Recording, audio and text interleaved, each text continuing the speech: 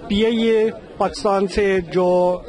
Barcelona کی فلائٹیں آ رہی تھی وہ کچھ عرصے سے سنا جا رہا ہے کہ وہ پی آئی اے کو بند کیا جا رہا ہے.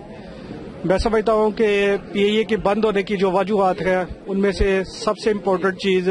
پی آئی اے کا رویہ اور پی آئی اے کا جو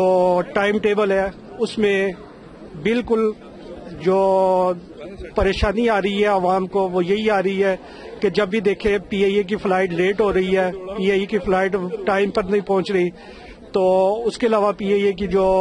فلائٹ ہے اس کی قیمت بھی آپ دیکھیں دوسری ایئر لائن کی نسبت وہ زیادہ ہے. تو پی آئی اے کو چاہیے کہ اگر آپ نے کمپٹیشن کرنا ہے دوسری ایئر لائن کے ساتھ تو اپنے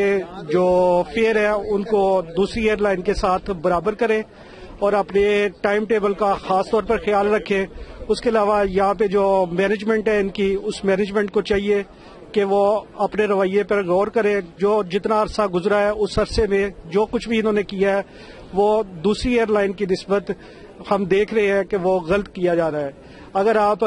ہوٹلنگ میں دیکھ لیں، اگر آپ ان کے اخراجات دیکھ لیں تو انہوں نے اپنے اخراجات بہت زیادہ بڑھائے ہوئے ہیں جس کی وجہ سے پی آئی اے میں کنٹری مینیجر کی مینجمنٹ سے بالکل مطمئن نہیں ہوں. اگر وہ کنٹری مینیجر ہے تو ان کو چاہیے کہ کم از کم وہ دیکھیں دوسری ایئر لائنز کو کہ وہ کس طرح سے اپنی ایئر لائنز کو کامیاب طریقے سے چلا رہے ہیں.